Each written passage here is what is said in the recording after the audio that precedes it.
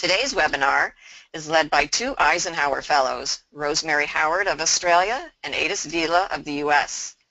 Rosemary and Adis also led a breakout session at the Miami Forum on strategies for effectively increasing women at executive and board levels.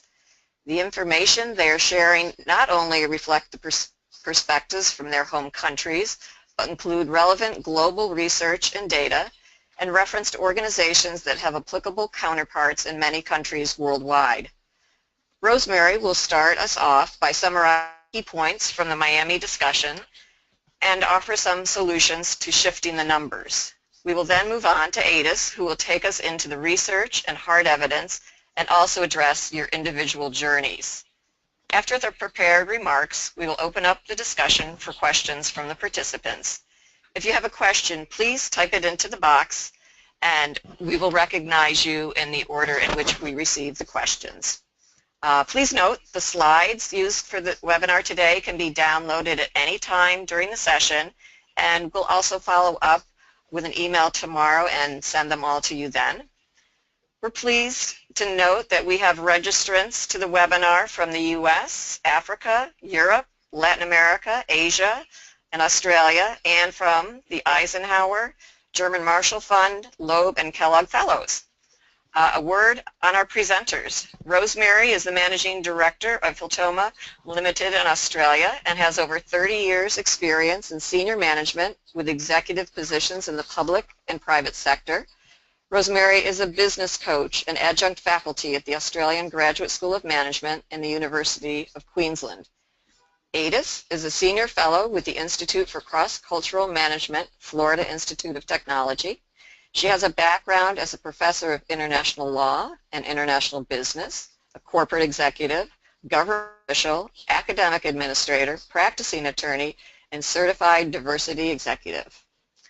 Now, with that, I'd like to turn the session over to Rosemary. Thank you very much, and good morning, everybody. If I can have the next slide. What I'm going to talk through is a summary of the discussion that we had in Miami. We had a group of about 50 of us, led by Adis and myself, and also another EF fellow, Ana Jose Varela Gonzalez from Spain. And we were aiming to talk as much as possible from research evidence as well as from our personal experiences. I'm going to just touch on 3 or 4 topics. Why, first of all, this topic of women on boards is so important, some of the key barriers to progressing that agenda, what various parties can do to shift the numbers, and finishing up with, of course, women, what we can do. So starting off with why this topic is so important. Well, first of all, it's very important for the organization that the board is leading because there is a lot of evidence that greater diversity on boards can improve decision making and improve risk assessment, and you get less groupthink, and therefore, unsurprisingly, you get enhanced shareholder value, and this is recognized by some of the biggest investors in the world, such as BlackRock. But also, there's a much wider social agenda that this relates to. And that is, of course, if organizations are performing better, the community as a whole will be financially better off. But from a feminist point of view, this is about equality. Boards are seen very much as a portfolio career aspiration, as an ultimate position, if you like. And it's terribly important that women are seen to be there as equals and that women have the same number of choices as men, including for such things as board positions. Frankly, I think that that's a little bit aspirational and seen to be rather than real, because there's a lot of evidence that executive positions are the ones that can better change organizations. But nevertheless, board positions are very symbolic and important.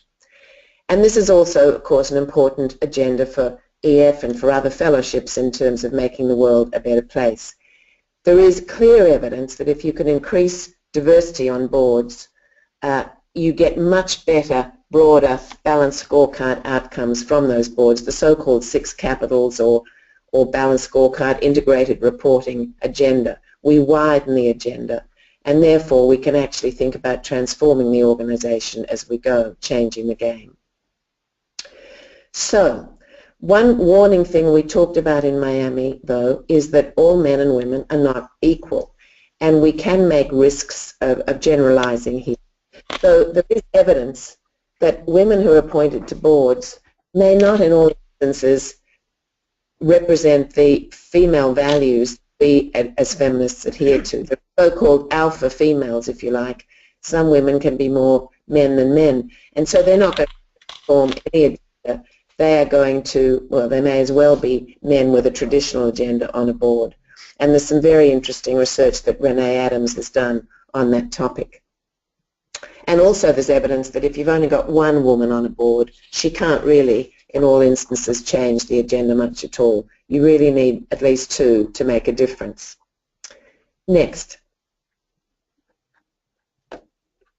We talked about some of the key barriers to increasing women on boards, and I suspect most of us know those. It's just how we do something about it that is really important. But we talked about the so-called perception of lack of talented women that many men on boards and headhunters have, which is probably a reflection of their mindset than the reality.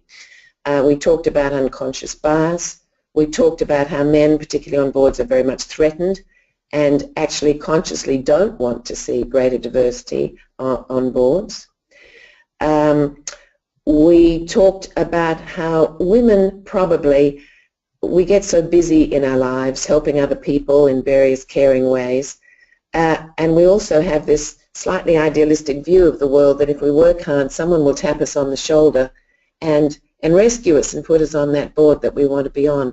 So a very big responsibility for all of us to have a much more conscious and purposeful and long-term career and life plan, to be very clear and to take accountability for what we want to achieve.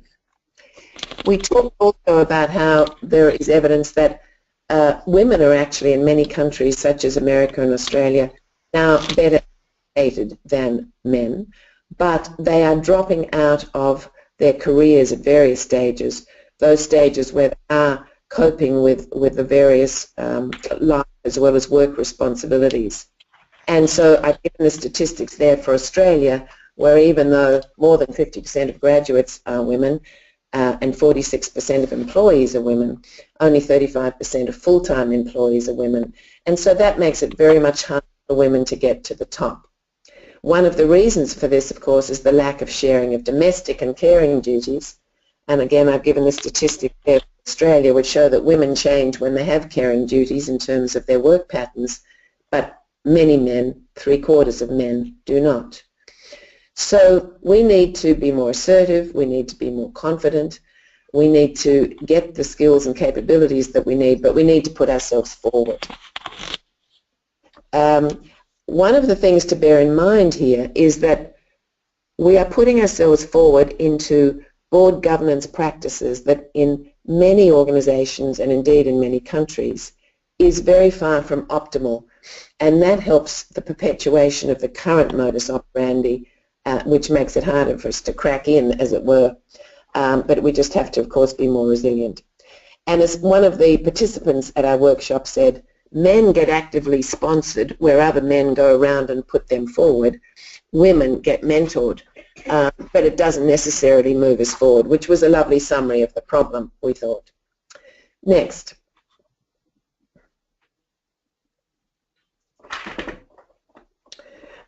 We talked about what it is that various organizations can do to shift the numbers. First of all, nations. So obviously this needs to become a real political agenda. Countries need to give financial support for women to have child caring leave, etc., and indeed for men so they can share the child caring leave. And then there's the big debate about quotas or not quotas, and Adis will talk more about that. But certainly many countries, including the US and Australia, have shied away from quotas, and so we're hoping to do it by advocacy, if you like. And again, Adis will talk about the UK, which has certainly been the most successful country for achieving this without hard quotas. Organizations can do a lot here. They can make sure that women are being supported right throughout their careers with flexible work practices, and for men as well, so they can be supportive at home. And they can focus on board culture, which, as I've said, is not optimal, and I've included a reference by the Kakabadzis in a minute, which I think is a fantastic one to review board practice in various countries. They can measure and focus on what matters, and they can adopt the new international accounting standards and have increased transparency, including on how many women are at various levels of their organization and 6 capitals reporting and so on. And men are part of the solution here too. They need to be far more aware of and accepting of and take action to address this issue, accept the unconscious bias, accept the continuation of the old boys club behavior. And they need to actively sponsor women, and they need to also be very much role models and doers in terms of supporting their working partners in practical ways. Next, please. And lastly, most importantly, what women can do, because we are the ones that will really shift this best of all. And that means we really have to know what's important to us and go for it. And if you're a feminist, this means really seeing this, as I said earlier, as part of a quality, not just a quantity issue. This is part of a broader transformative process, not only to get better boards and organizations, but to get fairer and more equal societies and more humanized and sustainable organizations. But if you want a board position, you really need to have a long-term plan to go for it, because this doesn't happen easily and quickly. The magical person doesn't come along and tap us on the shoulder. So that means making sure we've got all the knowledge and the experience of what we need to arm ourselves with, and again, Adis will go into that in some more detail. We need to be great networkers and relationship builders in the real, and now in today's world, in the digital world as well. We've got to be really visible in both of those environments. We need to get sponsors, and we need to make it easy for him or her to promote us into roles. And we need, of course, to role model that as well and support and sponsor other women and girls. And we need to be persistent and resilient, because we're going to hit many hurdles on this journey. And that is going to also take us changing the busy thing. You know, we all say, how are you? Oh, I'm busy. Well, if we're too busy, we're not going to really focus effectively on what our goals are. So we do need to clear our focus for what's important. And that does mean, if we have them, sharing domestic and caring duties or delegating those, because the reality is we can't have it all, at least not at the same time. And I just wanted to end here with something that came up at the workshop, which was maybe this focus on big public boards is a little bit, well, today and possibly yesterday. And what's now starting to happen is that many women, somewhat fed up with cracking that particular goal, are starting their own businesses. And so maybe in the new world of disruption and low barriers to entry, that's a better way to go. So that pretty much is a summary of what we discussed in Miami. And on the next page, there's just 3 references that I'm particularly fond of that I've made a quick reference to as I've gone through this. And now I'll pass to Adis to take us through her section. Thank you very much. Well, thank you very much, Rosemary, and welcome everyone from sunny Miami.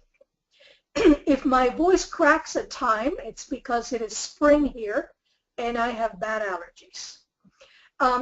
The content of my brief 15 minutes will deal with some of the research evidence and the numbers associated with making the case for women on boards, the hesitancy by many to appoint women to such boards, and then I'd like to focus mostly on our individual journey. The key, as Rosemary has already indicated, is that we women must take control. We must prepare ourselves, we must do the networking, and we must be prepared for the long haul, because the important thing in getting appointed to a board is much more who knows you than who we know. And then my last slide, like Rosemary's last slide, is a set of resources There are many resources in this area, but I, like Rosemary, have picked some that I am particularly fond of that hopefully will prove reliable for you because this is an expensive and time-consuming endeavor to get prepared and then to serve on a board. Now I want to start off with the Catalyst report called The Bottom Line, Corporate Performance and Women on Boards, because it is a very comprehensive report, and at least in the case of the United States, it very clearly points out that among the Fortune 500 companies, the highest representation of women board directors are those, I should say, those that have the best performance are those that have the highest representation of women, and those that have average performance, believe it or not, have the lowest representation of women on boards. And this is important because for a very long time, people have argued that appointing women to boards is a nice thing to do, almost like a civil rights type of approach. But believe you me, it is also a business reason, and we must be prepared to make that business case. In fact, companies with 3 or more women on their boards have had stronger than average performance.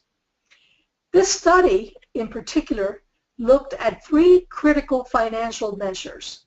And again, it is important that we are able to point to an improved return on equity, an improved return on sales, and an improved return on invested capital. On the slides, you see the percentages, but overall, what it shows is that compared to other companies, those companies that have the highest representation of women on their boards are the ones with the greatest number of women on their boards. And if you have low representation, then your return on equity, your return on sales, and your return on invested capital is lower. I have a quote here from the president of Catalyst, and she adds that having a diverse board with women leads to more independence by the board, more innovation by the board, and better governance by the board. These 3 things, independence, innovation, and good governance, add or maximize a company's performance. Next slide, please. Now, most recently, in fact, just a few days ago, Sodexo published a study where it looked at the optimum percentages of men and women that lead to the best performance within organizations. And this is really important because, as Rosemary alluded to, a lot has been made of having a woman on a board. Having a woman on a board is not enough. You need to have more than one woman. In fact, the 40 to 60% ratio on the board is equally applicable. But you also need to have women at all levels of management. And that is not what we have today. If you note the percentages on this particular slide, women account for only 45%, women account for 45% of the workforce, but yet only 25% of the executive or senior level managers on a company board, and only 19% on the board. And look at the CEO percentages, 4%. And yet we know, again from research, that women CEOs tend to worry more about the organizational culture of a company, tend to be concerned about the appointment of women to senior level positions, and of course set a good example for women serving on the board. Next slide, please. Now, what Sodexo found in this study was that those management teams that fit within that optimal gender balance, that zone I mentioned of 40 to 60%, those are the ones that have the more sustained and predictable return. so that it doesn't make any sense to have one gender or the other. So in other words, don't think that if you have more than 60% women that you're going to have a better performance. No, it is that balance of between 40 and 60% of both genders that really make a difference.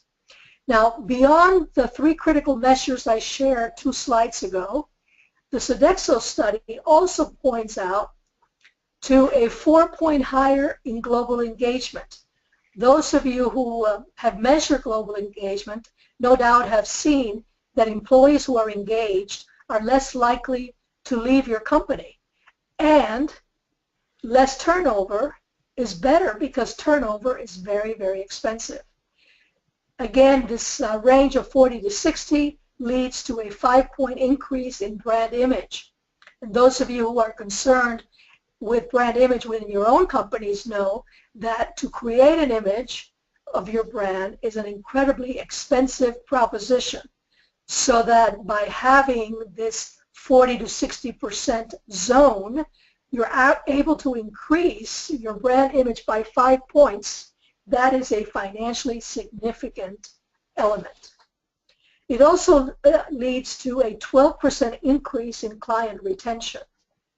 It is much more expensive to get a new client than to retain a client. So imagine maintaining or increasing client retention by 12%, what a positive force that would be. So, in a nutshell, positive organic growth, growth of profit, and operating profit over 3 consecutive years are the findings of this excellent survey analysis that Sodexo has just published. Next slide, please. So given all of these financial critiques and findings by Catalyst, by Sodexo, and by many other research organizations, why is it that firms hesitate to appoint women to seats in corporate boards? Now, this is an interesting finding, and that is that what you believe or what you believe is a cause depends on who you are and how old you are, and whether you're a man or whether you're a woman. So that older male directors believe that the reason we have few women on boards is because there is a lack of qualified female candidates. Women, on the other hand, believe that the reason there are fewer women on boards is because diversity is not a priority in recruiting for board members. And then finally, male directors who are younger, meaning 55 or younger, they believe that the reason that more women are not on boards is because these traditional networks are male-dominated. Now, in my experience, all 3 reasons are true, depending on where you sit. Rosemary already alluded to why some women may be perceived to be less qualified. We as women are not as good or as effective in blowing our own horns. And that is why it's so important, as she mentioned, that we have sponsors do it for us. But it seems that whenever an organization tries recruiting women, then for every position they will get 12, 20, sometimes even 100 qualified women who are able to fill that particular board seat. Next slide, please. Now, you wonder why is it that some countries have been able to get a much faster increase in the number of women on the boards while other countries are falling behind? Well, there seems to be a divide depending on national culture of whether a country moves into quotas or hides away from quotas or uses a much likely peer approach like the UK has used. In the United States, nearly 75% of those surveyed believe that quotas are not the way to go. Women, on the other hand, believe, or at least 49% of the women believe, that quotas would be very helpful. But male directors, only to the tune of 9% believe that quotas will work in the U.S. Now, the UK has used peers. They were very lucky to appoint Lord Davies at one point, and we have provided for you an attachment, which is a recent evaluation of the work that that commission has done, and I commend it to you. It's incredibly well done. But they have been very successful between 2011 and 2015 of increasing the number of women directors in the largest of the UK companies to 25%. This is unheard of. I mean, in the United States, as long as we have been working at it, the largest companies only have about 19% women directors. Next slide, please. A recent article, in fact, just this last week, in Fortune magazine said there are now more Fortune 500 companies with all male boards in 2016 than in 2015. So we're going backwards in the United States. That is not good news. It is frightening that despite all of the work that women and membership organizations are doing to have more women serve on boards, that the number of companies with all male boards has actually increased. So, with this news, do you still want to be on a board? And if so, what are the steps? First, determine why you want to sit on a board. A lot of people believe that it is the easiest way to make money. Board service pays handsomely. However, realize that you are a fiduciary and that there are lots of liabilities associated with board service. Second, determine the kind of board. Probably most of the folks on the call have served on not-for-profit boards, and that is always a good beginning. But once you start wanting to serve on a for-profit board, do you want to serve on a family company, on a private company, on a public? If a public, are you interested in a mutual fund? Are you interested in a bank? Is your background in manufacturing? In other words, the approach that you take and the networking that you do must be responsive to the kind of board in which you wish to serve. And then thirdly, you must prepare yourself. You have to gain visibility, and you have to network. And I'll underline the point that I made before, that it is a long haul and that it is an expensive proposition. Next slide, please. Now, this is a particularly busy slide, and I'm not going to spend a lot of time on it, but I want to point out the, broadly speaking, what this slide does. To get prepared, one of the things that you may want to do is take courses. The other thing you may want to do is get yourself certified as a corporate director or as a governance expert. The left hand of the slide gives you some examples of universities in the United States that do this type of work.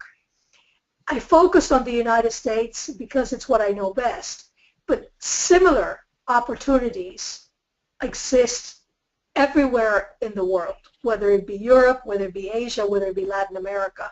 And of course, all of these courses accept students from all over the world. So if you wanted to take a course at Harvard or at Stanford on governance, you would certainly be welcomed, because these courses cost about between $10,000 and $15,000. So they are happy to have your dollars. Next, you can be certified. In the United States, we have two large certification bodies, the National Association of Corporate Directors and the American College of Corporate Directors. The NACD has sister or brother organizations all over the world. And so, for example, if you happen to live in Jordan, there is a sister organization to the NACD. At a recent seminar that I attended, the representative from the NACD in China was present. And so no matter where you live, you have an opportunity to join one of these membership organizations. And then on the right-hand side, what I've done is I've just listed from the Stanford Chicago Booth course the subject areas that you are likely to study in one of these courses. They deviate a little bit, but generally speaking, this is what entails a certification process or a governance course. Next slide, please.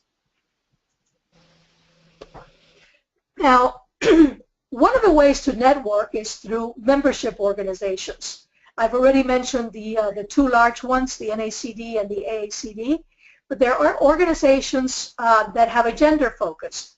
For example, I'm active in one called Women Corporate Directors. Women Corporate Directors has members throughout the world. I noticed that one of our listeners is from Mongolia, and just this year we opened a chapter of Women Corporate Directors in Mongolia. The second item is some of these membership organizations concentrate on helping people from a particular race or ethnicity. So I've listed here an example of the Executive Leadership Council that concentrates on black executives, men and women, and the Latino Corporate Directors Association, which was established to advance Latinos and Latinas in board service. And then the last item deserves a little bit of underlining, and that is because every corporate board requires different skills. And so you want directors to bring to the board for deliberations perspectives that are diverse. So it's often referred to as diversity of thought. So you want people with finance background, with risk background, human capital, operations, product, marketing, stakeholder activism, and so on and so forth. So your discipline can be very, very important in getting you information and training on governance. And so here I've listed the one for lawyers. As you know, many lawyers like to serve on boards. Some boards are hesitant to bring practicing attorneys on their boards because of fear of conflicts of interest. But that would be something that you would delve into if you were invited for an interview and you were a practicing attorney. Next slide. Now, I mentioned to you that I had some resources here, 3 books that I have used myself that I highly recommend. All of them are available through Amazon. And then I've also listed for you online organizations that produce excellent research in this area of women on boards and corporate governance. And I will stop here and turn it over to Diane, who will direct our questions and answers.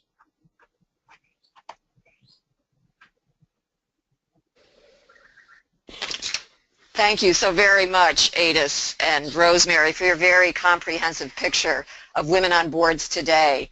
Now we can move into the Q&A session. We have a few questions that came in overnight that we'll start with, and then all of you who are on the line right now, you have the opportunity to type questions into the box on the right-hand side of your screen.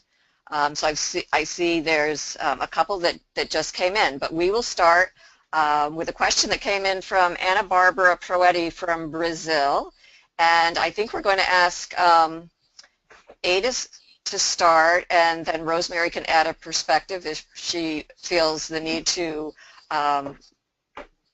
provide a fuller answer. So the question from Ana Barbara in Brazil: in my career as leader of a public foundation, I often participated on boards in which I was the only woman. I felt uncomfortable and always suggested that there should be more women on those boards. This was successful in some instances, which showed me that some men need to be reminded to include women, since, as Shimanda Adichie says, regarding inequality between men and women, Privilege blinds. It is the nature of privilege to blind people. But other men refuse to include women or actively exclude them. How could we change the law in order to include women on each and every instance of privileges that men currently hold? Well, I am very sorry to say as a lawyer that the law does not cure all societal shortcomings. And this is a particular area in which by law alone you cannot fix the problem of privilege. So much of it is societal in nature. But to concentrate on the topic at hand, which is women on boards, let me reiterate that many countries have decided to go with quotas, but many other countries have not. And countries with quotas have not necessarily done better. And I actually have some statistics. So for example, the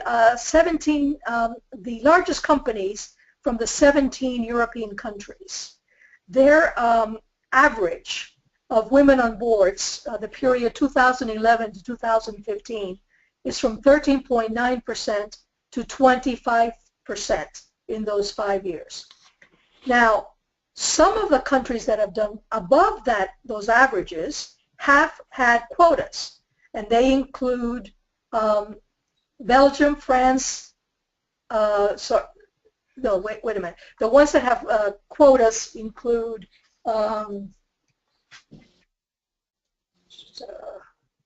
Belgium, France, Germany, Italy, and Norway. And 10 have optional quotas. In other words, a place like Germany says they would like companies to do this, but it is not a legal requirement. Sweden and Finland, Sweden has done the best of all of them, and they don't have a mandatory quota. And when we started out the discussion, we talked about the case of the UK, where there has not been a quota, and yet they have reached 25% and are looking to have 30% by the year 2020. Similarly, there are countries that do have quotas, like Italy, and yet they haven't done as well. They've had a big increase because they started from so low. So Italy was at something like 4%. In this four-year period, because of the quota, they have gone up to 20%. So I guess I am saddened to say that the law is not going to resolve all of these issues that give women greater opportunity to serve on boards, because so much of it is societal in nature. And laws, at least in my experience, always drag when it comes to societal change. Rosemary, do you want to add anything? Well, I totally agree, and hello, Anna Barbara. I'd just like to add, I think we need to change minds, not laws, and that not only does privilege blind, but actually we know psychologically now that we all like people unconsciously who are like ourselves. We feel comfortable with that. We're tribal. The challenge is for us to get people to lift out of the unconscious world into a far more conscious and considered world where we can see diversity as a plus. And I think that's the agenda we're on. Okay, great. Now we'll go to Mary Ngawa from Kenya, who has a question.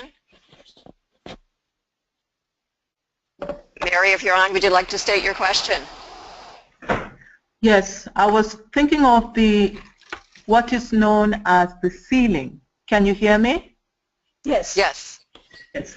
The ceiling where you have you work so hard, and when it comes to promotion, when it comes to giving a chance, you don't seem to move to a certain level, and you just reach that.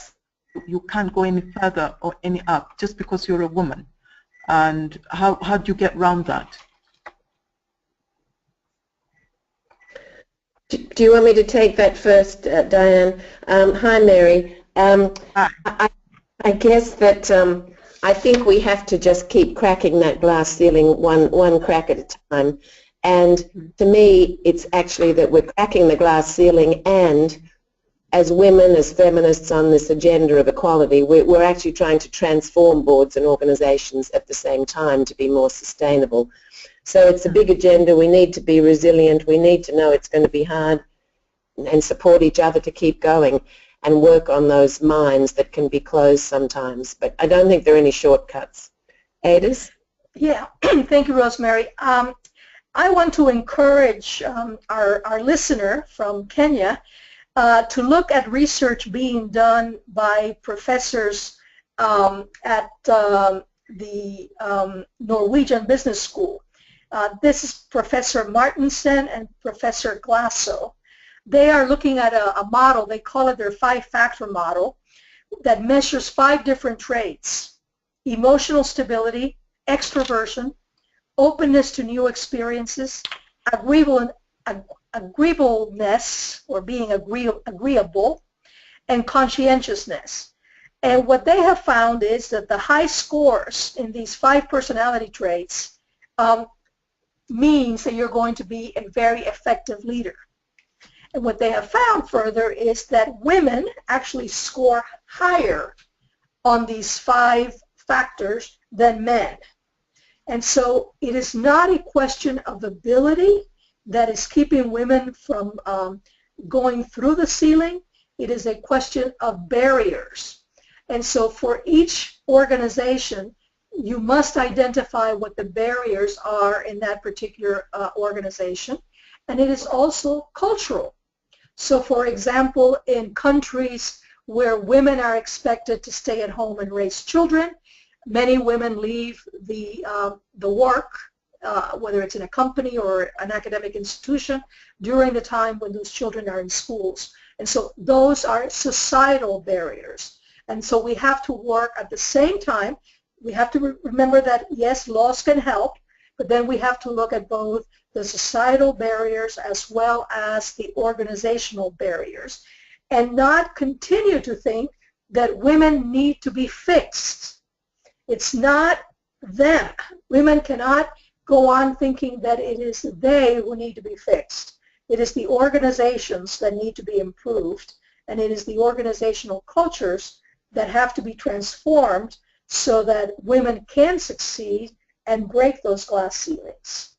And as Rosemary concluded in her slides, what often happens when very capable women, most likely women scoring very high in these 5 factors, find that they cannot get through that ceiling, what often these women do is they leave these organizations and they create their own, which is why in the United States at least, women, particularly women of color, are starting their own businesses at a faster rate than any other group.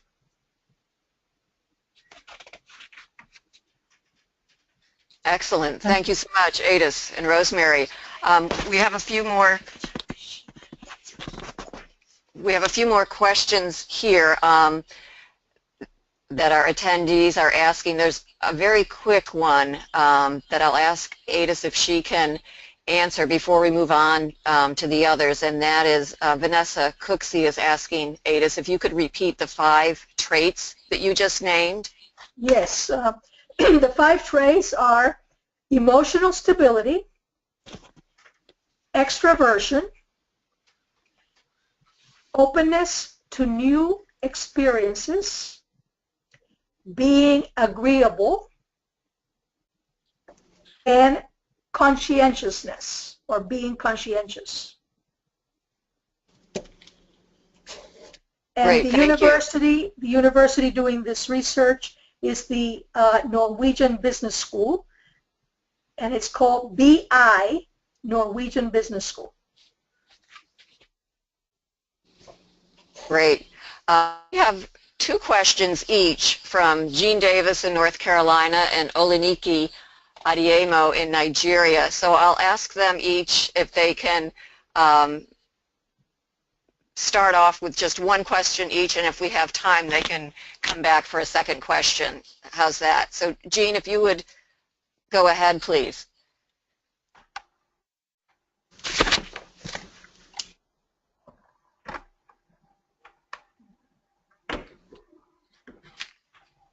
Jean, are you on the line? I believe I just unmuted you.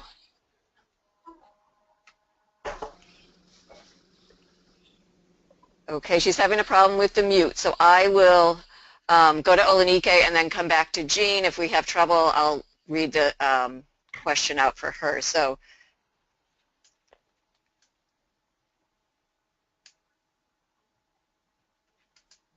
Olenike, could you ask one of your questions, please?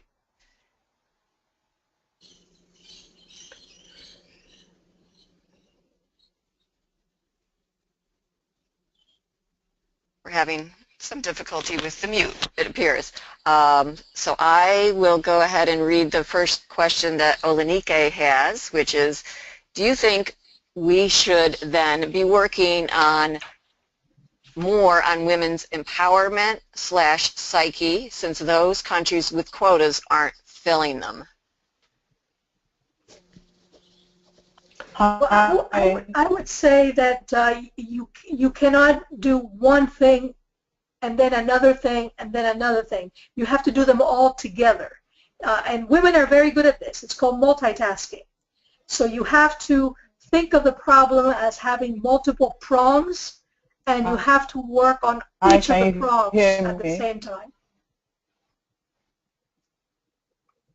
Yeah, yes, I agree. And it's interesting because generally Adis is emphasizing societal or sociological aspects, and I'm tending to emphasize more, I beg your pardon, societal or sociological aspects, and I'm tending to emphasize the psychological aspects, and I agree with Adis, we've got to work at multiple aspects and levels. Great, thank you, Adis and Rosemary. Jean, if you're on, do you want to ask your question? If I don't hear from you, I'll read it. Sure. Diane, it's Jean in North Carolina. So it seems like most of the boards and headhunters that we've talked to here are always looking for women with kind of finance backgrounds who could sit on a finance and audit committee. And so many of us female CEOs have lots of technology innovation experience, global sales experience, crisis management experience. Do you think that one would assume that there's plenty of spots for folks without a finance background on boards and a need? Yes, it's Rosemary first. So there is definitely evidence that when boards recruit, as you would know, they usually are looking for a particular skill mix that might be a discipline, like you're saying, and indeed there's a lot of evidence, there's a lot of people looking for technology innovation skills at the moment, and also marketing skills. But they're looking for disciplines, and they're also looking for certain attributes of the person to fit in with the culture of that particular board. And so I think part of anyone's successful pathway to the board is to be very clear about what pathway is right for you. For some people, you know, finance is it, and for other people, that isn't it. So making sure that you present yourself to really put forward your best capabilities, including the disciplinary aspect. And then it's simply a case of finding which boards are looking for those aspects at any particular time. And some of those disciplines certainly come in and out of favor at different times. Adis? Yes, thank you, Rosemary. Jean, one of the reasons that companies in the U.S. require so much finance experience is that U.S. law requires that at least one person on the board, preferably to serve as the chair of the audit committee, be able to be classified as a finance expert. And this is generally the most difficult slot to fill. Having said that, let me share with the audience that search firms work for the company. They do not work for you and me. And they often get very strict directions from their client, meaning the board, the company's board, as to what they should be looking for. Boards that that have been transformed or that seek to be transformed have gone to a matrix where they can list all of the skills that may be required for that particular company. For example, on the left-hand side, they might include the names of, let's say, the 11 directors. And then on top of the chart or the matrix, they might include the different skills. And obviously a very important one would be finance, because, as I said, that the law requires at least one person to be a financial expert. But there are other requirements also. You need people that know about strategy. You need people that know about product. You need people who know about marketing, emerging markets, the industry, government regulation, regulatory policy, public affairs, activism. And so what you want to do, and the books that I suggested on the slide will help you do that, is you want to develop your own matrix, and you want to check what you bring, and you want to include in your board resume, which is a resume different than your academic resume, in my case, or your business resume, or your bio, if you will. That's very specific as to what you would bring to that board. And then you want to make sure that if there is something that you are weak in, and let's take finance, that you go out and you seek one of those courses that I referred to for non-finance majors at a place like my alma mater, the University of Chicago, Booth Graduate School of Business, and you take one of those courses in finance, so that in that board resume you can put down that as recent as, summer of 2016, you took a 10-day course at Chicago Booth on reading financial statements, for example. So that's how I would respond to your question, Jean. Thanks so much, Adis and Rosemary. I think we have time to get in two more questions quickly because there's two more on the board. So Jean, if you want to stay on and ask your second question, and then we'll go back to Olenike for her question.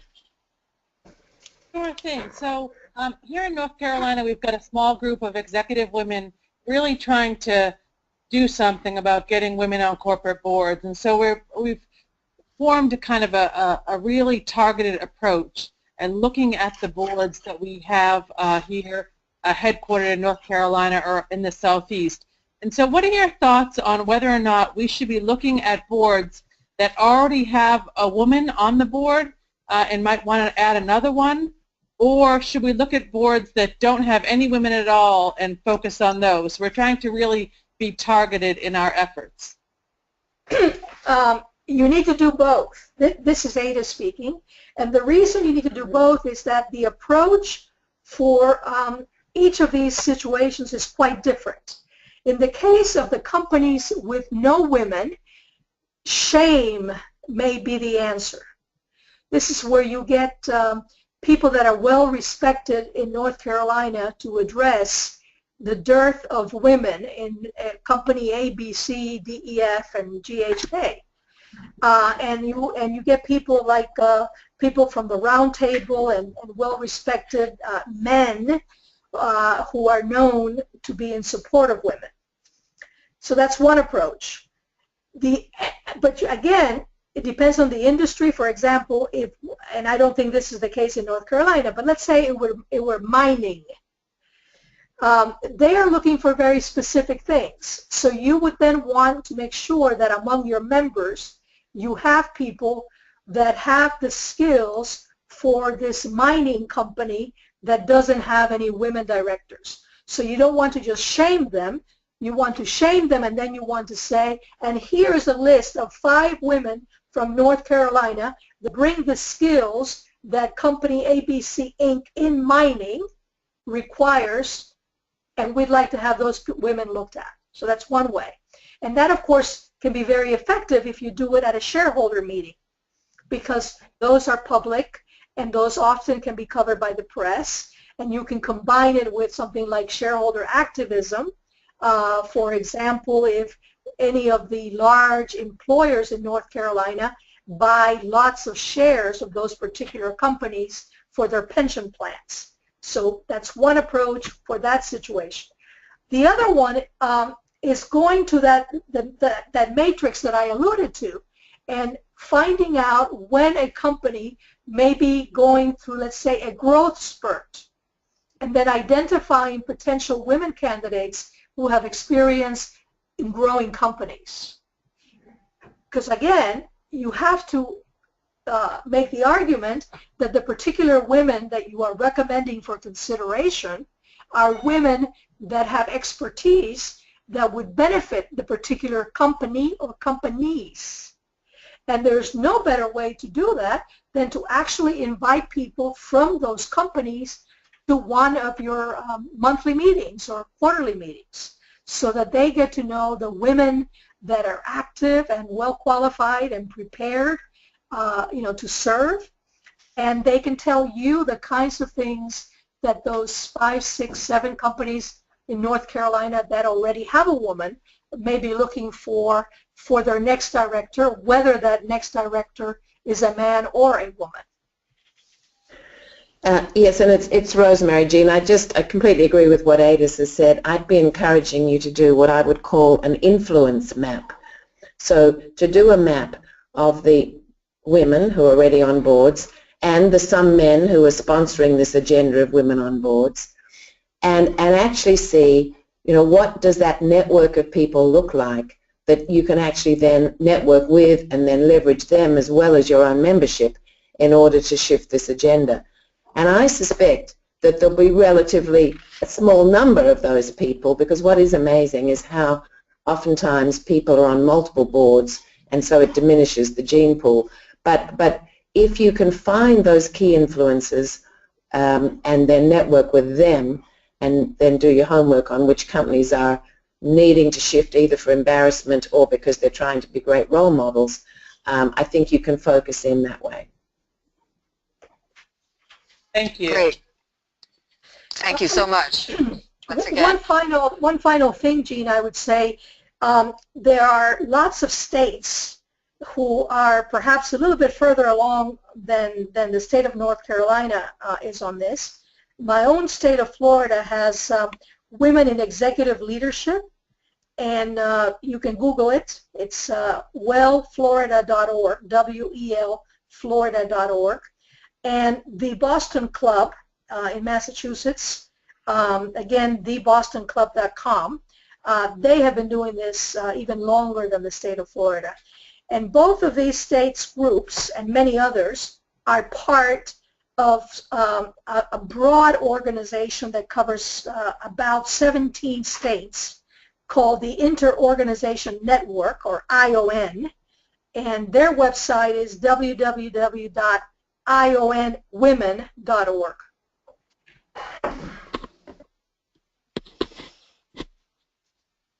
Excellent. Thank you so much, Adis. If Olenike is still on, she had one more question. Olenike, are you there?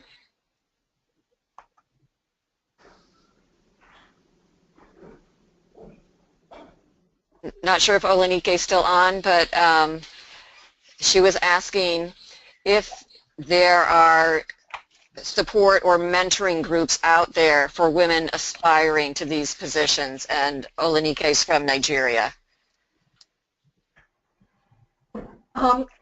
One group that I'm aware of, I don't know if they have a chapter particularly in Nigeria, is womenahead.org. So that would be www.women-ahead.org. They have a mentoring initiative, and I know Women Ahead is a social enterprise, so even though they're profit-making, they put their profits back into their objectives, which are to mentor women. Perhaps they can open up a chapter in Nigeria if they don't already have one. Yes, and the Australian parallel, we have an organization here called Chief Executive Women, which forms as a networking and advocacy group for more senior women, and also then for bringing along talent from future women leaders. Excellent, thank you. And I think before we wrap it up, we have a comment here from Cécile Moulard, which might be a perfect way, Cécile from France, to end this conversation. Cécile, would you like to offer your comment, please?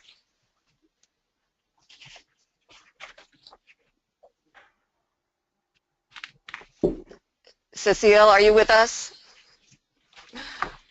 Fortunately, she typed it in, so I can read this. Can you hear me, Diane? Yes, I can hear you now, Cécile. Oh, wonderful, wonderful. Thank you. So I was just wanted to share with you the fact I'm sitting currently on 4 boards on public companies, and it's been an interesting journey. So I started 8 years ago, and I was the only woman on board. And I'm telling you, it was not easy. I didn't like it to start with. And now, because of the quotas that we have in France, we now are about 30 to 35% women on boards. So it means about 3 to 4 women on a board. And it has changed the dynamic completely. The board is not functioning the same way. We're not tackling the same subject. It's much more open. Everything has changed. So I think that my message is you really need to go for it, because if you don't do it for yourself, you need to do it for the economy of your country. It's going to make a huge difference if you get on a board, girls, for sure.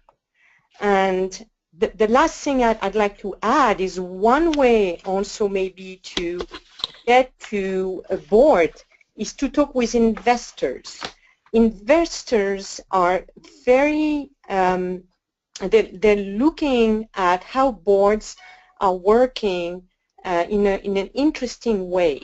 For them, they're going to, put their money on a company, and they want to be sure that this company has the potential on a long-term basis. And as we do, they're reading researches that you mentioned saying that companies that have women on boards have better bottom lines, and not only one bottom line, but sometimes 2 or 3 different bottom lines better. So they're very attentive to the fact that boards have women. So talking to investors can also be an interesting way to get into a board or get sponsored. So that's what I wanted to add. Thank you so much, Cécile. Talking to investors, that's another perspective from one of our fellows from France who, as she said, sits on 4 boards. Well, I think our time is come to an end, unfortunately, because I think it's been a terrific session, and I want to first say a big thank you to Adis and Rosemary for sharing their wealth of knowledge, for their extensive preparation for today's webinar, and for their leadership in the path forward for women on boards. To briefly recap, Adis and Rosemary covered why this topic is important, including much substantiation that organizations perform better and have higher financial returns when there is mixed gender participation on the board that goes beyond having a token female. Optimum is reached when the gender balance is between 40 and 60%, and reinforcing diversity is key to enhanced performance. Women on boards is a symbol of equality and respect for women in society and can lead to consequential outcomes for society in general. Some barriers are gender divide and generational divide. Older male directors sometimes perceive a lack of qualified female candidates, and younger male directors sometimes tend to have traditional networks that are male-dominated. So there are solutions at the national, organizational, and individual levels. It's important for women to know why they want this and create an action plan. Networking and relationship building is key. Women need to support each other and provide tools, such as some of the many included in this presentation, to advance the journey. We hope you enjoyed the webinar and that it was meaningful and instructive. We greatly appreciate your feedback in a brief 3-question survey that you'll receive following this session. It will help guide us as we plan for future webinars in our occasional series on women's leadership. Separately, you'll also receive a follow-up email tomorrow with copies of today's slides as an attachment. Thank you once again to Adis Vila and Rosemary Howard and to all of our attendees.